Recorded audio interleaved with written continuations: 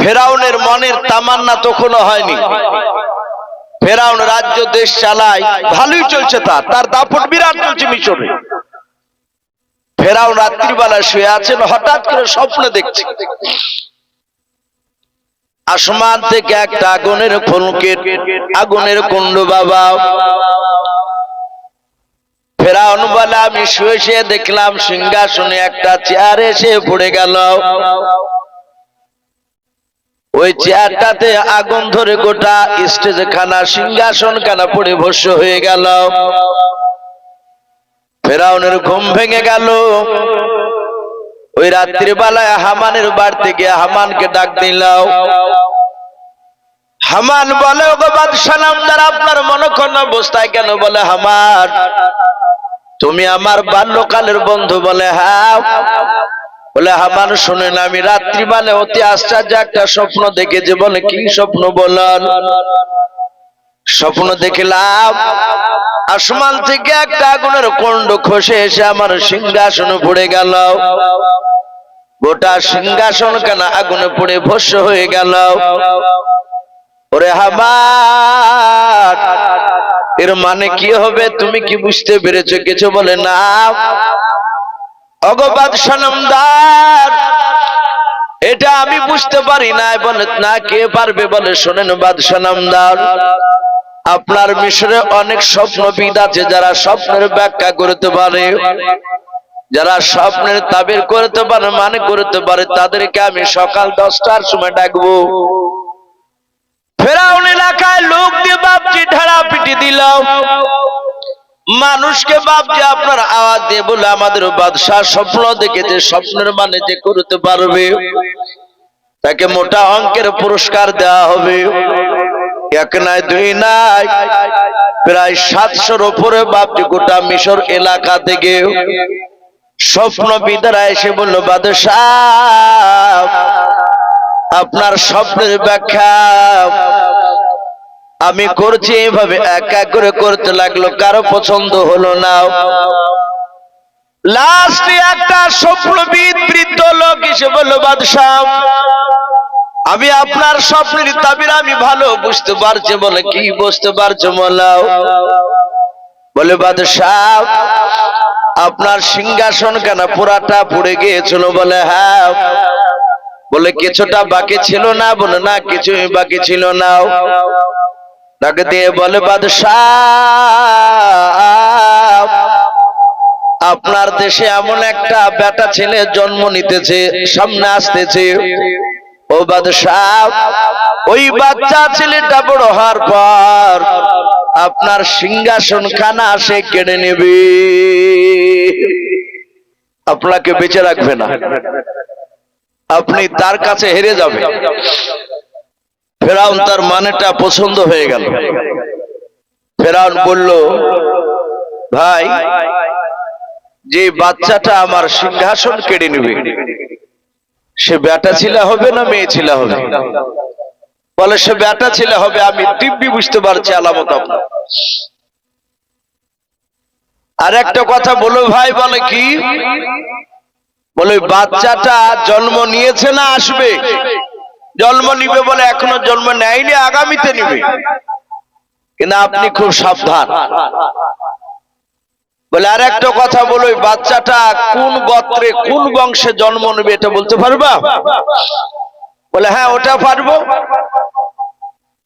আর তখনকার মানুষেরা বানি ইসরাইল বলে বাপজি একটা বংশ ছিল। আমাদের যেমন শেখ, মোড়ল, চৌধুরী, অনেক রকমের বংশ আমরা আছি। সেই সময় বানি ইসরাইল বলে বাপজি একটা বংশর বিখ্যাত নাম ছিল। কেন? ওই বংশে কিছু ভালো নবী জন্ম নিতে। কোরআন শরীফে বাপজি নবীর নাম 25টা পাওয়া যায়। হাদিসে অন্যান্য হাদিসের কিতাবে 1,24,000 মিশকাত শরীফের হাদিস। আবার অনেকে বলে মতান্তরে 2,24,000 নবী রাসূল। বলে না বা এই কথাটা বলে, এটা অমান্য করা যাবে না। আপনি যদি 2,24,000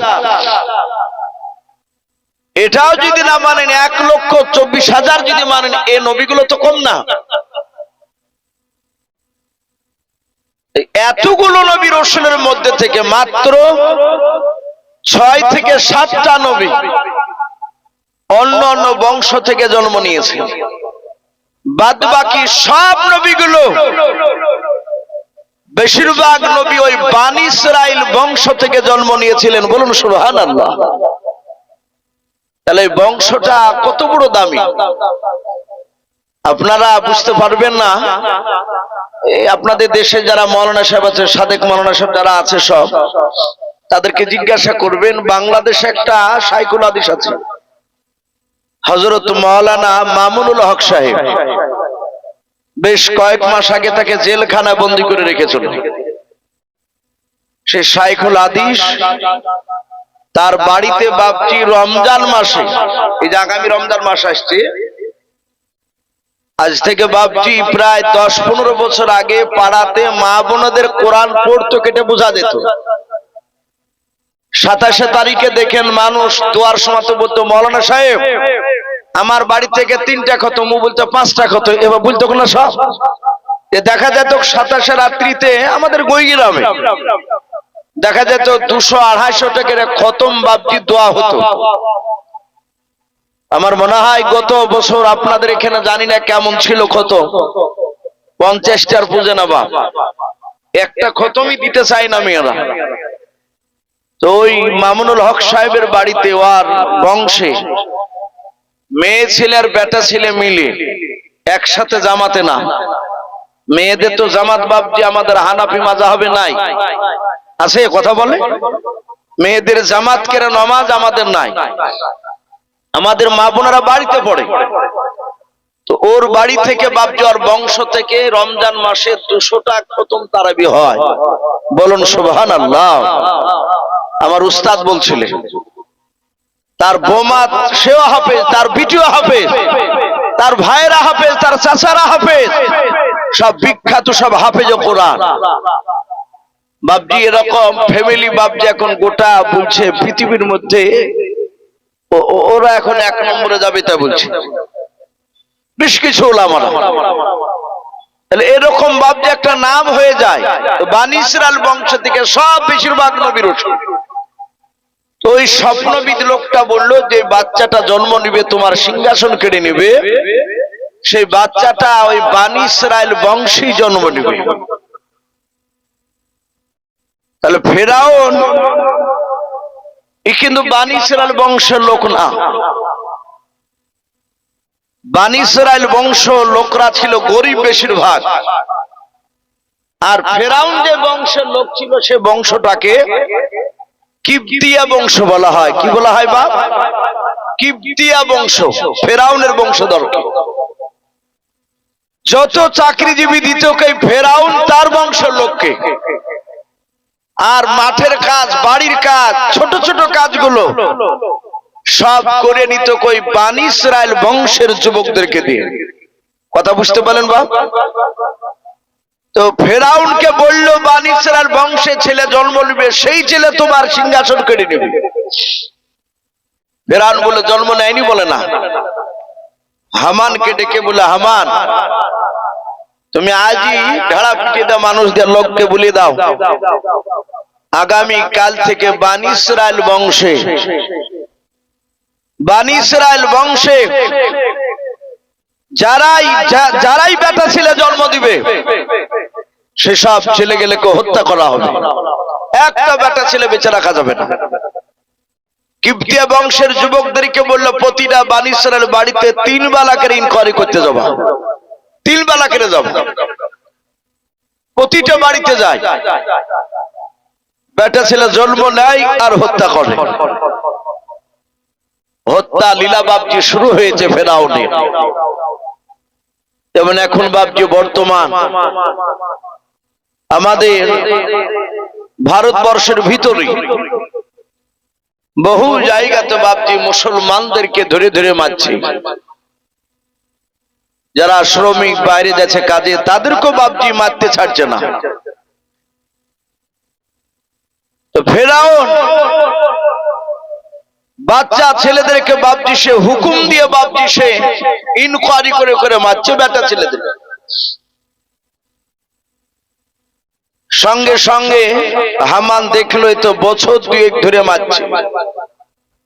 প্রায় বনী ইসরাইল বংশে কয়েক হাজার বাচ্চা বাপজি বেটা ছেলেকে হত্যা করলো। হামান দেখলো যে আমাদের বাদশাহ ফেরাউন এ তো খেপামো শুরু করেছে, এভাবে তো চালানো যাবে না। লোকেরা গোপনে বাদশাকে ডেকে বলে, বাদশাহ আপনি যা শুরু করেছেন পাগলামো বাদ দে। বলে কেন? বলে এইভাবে যদি আপনি মারতে থাকেন বেটা ছেলেকে তাহলে আগামীতে বংশ বিস্তার হবে কি করে বনী ইসরাইল বংশ, আর ওদের বংশে বাচ্চা না হলে আমাদের সব বংশে কাজ করবে কারা? ওদেরকে দিয়ে তো আমরা ছোট কাজগুলো করে নি সব। ফেরাউন বলল কি করা যায়? হামান তুমি যুক্তি দাও। ফেরাউনকে বাবা হামান পরামর্শ দিল, গো বাদশাহ নামদার, আপনি এভাবে প্রতিদিন বাচ্চা ছেলেকে মারবেন না, বেটা ছেলেকে বলে নাও কি করতে হবে বলাও। বলে বাদশাহ আপনি বাচ্চাকে মারবেন, আমি মারতে বারণ করব না, কিন্তু শুনে নেন বনী ইসরাইল বংশের যুবক ছিল কিছু দরকার, তারা বড় না হলে আমরা কাজে আগামীতে তাদেরকে পাবো না। বলে হামান কি করতে হবে তুমি খুলে বলো। বলে বাদশাহ আপনি 2 বছর ধরে আপনি বাচ্চাদেরকে হত্যা করুন, বেটা ছেলেদেরকে। বলে হ্যাঁ। এই শুনে নাও, আগামী কাল থেকে 2 বছর পর্যন্ত কোন বেটা ছেলেকে মারবেন না। এই 2 বছরের মধ্যে যত বেটা ছেলে হবে এরা সবাই বেঁচে যাবে। এরা 2 বছর পার হয়ে গেলে আবার নতুন করে 2 বছর পার হওয়ার পর আবার 2 বছর ধরে আপনি বেটা ছেলে জন্ম নিলে তাদেরকে মারবেন। ফেরাউন বলল ভাই কথা তো খারাপ বলো নাই। বলে হামান আগামী কাল থেকে একটা বেটা ছেলেকে মারা যাবে না, টানা 2 বছর যত বাচ্চা জন্ম নিবে বনী ইসরাইল বেটা ছেলে ওদেরকে রেখে দেওয়া হবে সংসার বৃদ্ধি করার জন্য, বংশ বিস্তার করার জন্য। বলে হ্যাঁ। ফেরাউনেরা হামান বাপজি প্রচার শুরু করে দিল বনী ইসরাইল বংশের লোকদের কাছে, আর বাচ্চা মারা যাবে না, সব বেটা ছেলেদেরকে ছেড়ে দাও। আমার আল্লাহ ডাক দে বলুন আমি আহুয়া আলা কুল শাইন কদির, আমি সর্বশক্তিমান। ওরে ফেরাউন বাদশাহ আমি আল্লাহ, আমি এমন টাইমে আমি বাচ্চা আমি পাঠাবো। ওরে ফেরাউন যে টাইমে বাচ্চা মারা নিষেধ থাকবে না, বাচ্চা মারা হুকুম থাকবে, ওই টাইমে আমি আল্লাহ আমি তোর দুশমন আমার নবীকে পাঠাবো। শুধু পাঠাবো তা নাই, তোর বাড়িতে তার বংশের লোককে তার বাপ মাকে খাওয়া দাওয়া করে রাজকীয় খাবার খেয়ে আমি তোর বাড়িতে মানুষ করব। বলুন সুবহানাল্লাহ। এই ফেরাউন কিছুই বুঝতে পারলো না, যেই 2 বছর বাচ্চা মারতে বারণ করলো ওই 2 বছরে বাবা বলা হয়েছে মুসা নবীর বড় ভাই তার নাম হারুন আলাইহিস সালাম, ওনাকে আল্লাহ পাঠান। তাহলে 2 বছর সিরিয়ালে পড়ছে, ও মরবে না, ওকে মারবে না কেউ। কোন কিপ্তিয়ার লোকেরা বাড়িতে খোঁজ নিতে যায় না। হারুন বেঁচে গেলে আরো অনেক বাচ্চা বেঁচে গেল। আবার বাপজি ঘুরতে ঘুরতে 2 বছর পর আবার হামান বলল আগামী কাল থেকে আবার 2 বছর বাচ্চা মারা হবে। এই 2 বছরে বাচ্চা যখন মারা হবে বলল, মুসা নবী আলাইহিস সালামের বড় ভাই হারুন উনি বেশ হাঁটতে শিখেছে, হেঁটে বেড়াচ্ছে। মুসা আলাইহিস সালামের মার পেটে মুসা নবীকে আল্লাহ পাঠালেন, যে সময় ইনকোয়ারি করে করে বেটা ছেলেদেরকে মারছে। মুসা নবী আলাইহিস সালামের মার পেটে মুসা নবী ভরা ছিল। আমাদের মা বোনদের পেটে যেমন বাচ্চা থাকলে 5 মাস 6 মাস 7 মাস হয়ে গেলে মা বোনেরা যতই কাপড় দিয়ে ঢাকার চেষ্টা করুক, কিন্তু পেটে বাচ্চা আছে তা এটা বুঝতে পারা যায়। অনেক মা বোনরা আমাদের লজ্জা করে বাইরে বেরোতে, এটা লজ্জার কোনো কারণ নাই, সে একটু পর্দার সহিত চলবে, ঠিক আছে। কিন্তু মুসা নবীর মার পেটে মুসা নবী ভরা ছিলেন, কিন্তু আমার মা বোনদের মতন পেট মোটা উঁচু দেখা যায়নি। ফেরাউনের লোকেরা বাপজি বুঝতে পারেনি যে মুসা নবী ভরা আছে ওর মার পেটে, এমনি যায় জোর করে মুসা নবীর মার পেটটাকে বাপজি চেক করে বাচ্চা আছে কিনা। ওরা বুঝতে পারেনি মুসা আলাইহিস সালাম যেদিন দুনিয়ার বুকে বাপজি আসবেন,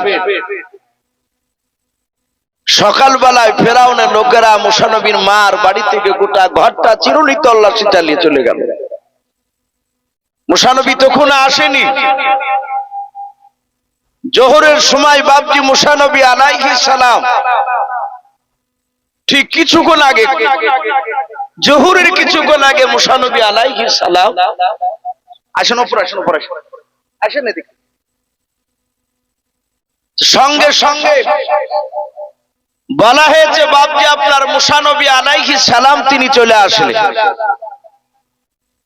মার পেট থেকে বাপজি যখন জন্ম নিলেন, জন্ম যখন নিয়েছে মুসা নবী তার মা মুসা নবীকে কোলে করে নিয়ে চুমা খেয়েছেন আর বলেন, আল্লাহ তুমি এত সুন্দর বাচ্চা তুমি দিলে, ওগো মাওলা এই বাচ্চা তো ফেরাউনের লোকেরা আসলি মেরে দেবে। কিন্তু আল্লাহর সাথে তো ডাইরেক্ট ওর কথা হয়েছে না। এই যে মুসা নবী, তা মুসা নবীর মাও জানে না, তখনও নবুয়তটা প্রকাশ হয়নি। মুসা আলাইহিস সালামকে কোলে করে নিয়ে চুমা খাচ্ছেন, কাঁদছে। হঠাৎ করে দরজা শিকলকে যেন নাড়া দিল, আওয়াজ দিয়েছে, ডাক দিয়ে বল মুসা নবীর মা। মুসা নবীর মা, মুসা নবীর বড় ভাইয়ের নাম ছিল বাপজি হারুন বলে নাও। হারুনের বাপজি ওপরে একটা বিটি ছিল, মুসা নবীর বড় বোন, তার নাম কেতাবে পাওয়া যায় মারিয়াম। আমরা যাকে মরিয়ম বলি, তার বয়স কেতাবে লিখেছে বাপজি প্রায় 8 বছর বয়স ছিল সে সময়। হযরত মরিয়ম ডাক দিয়া বলেন, মা এই আমার ভাইয়ের তুমি নাম কি রাখবা? বলে নাম রাখবো মুসা। আল্লাহ মুসা নবীর মার মুখ দিয়ে নামটা বের করে নিলেন। মরিয়ম বাবা, মুসা ভাই বলে বাপজি একটু কোলে নিলেন। আওয়াজ দেয়, ওগো মুসার মা দরজাটা তুমি খুলে দাও। মুসা নবীর মা মরিয়মের কাছ থেকে মুসা নবীকে কোলে নিয়ে ডাক দিয়ে বলেন, কে গো? বলে আমি মুসাফির।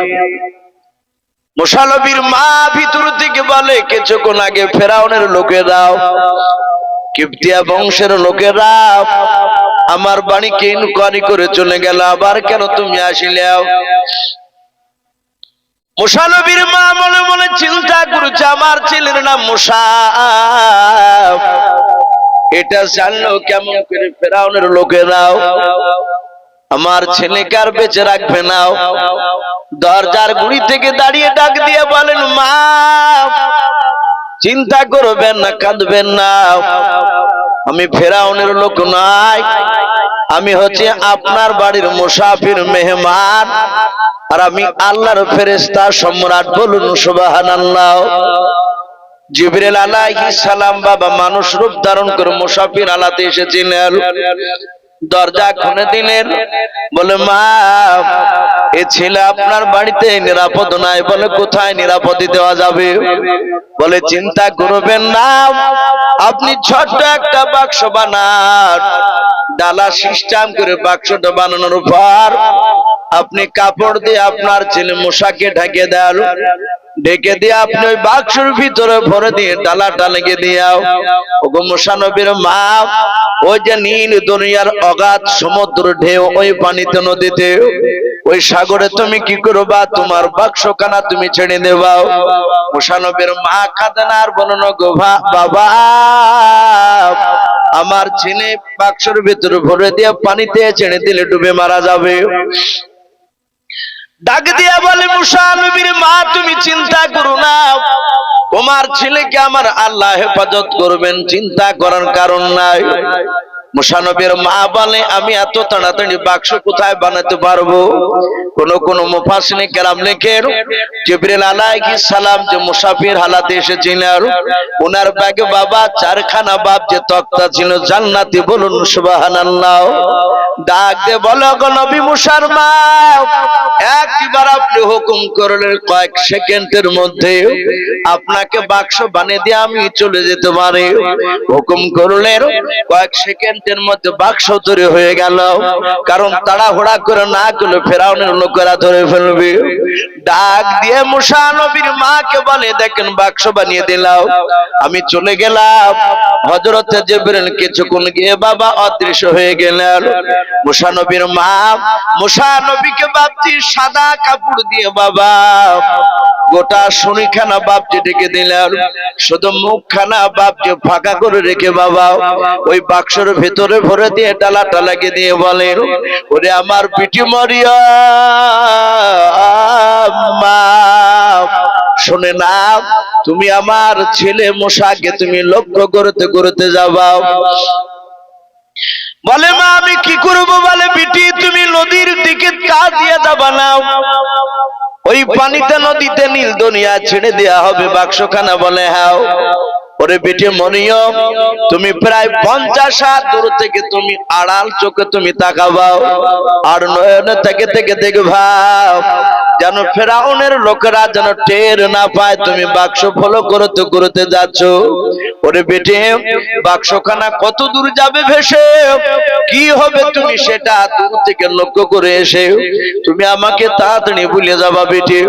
বলে মা চিন্তা করো না, আমি ধরতে দেব না। মুসা নবীর মা নীল দুনিয়াতে বাপজি মুসা নবীকে ভরে দিয়াও, ডালাখানা লেগে দিয়ে বাপজি নীল দুনিয়া বাপ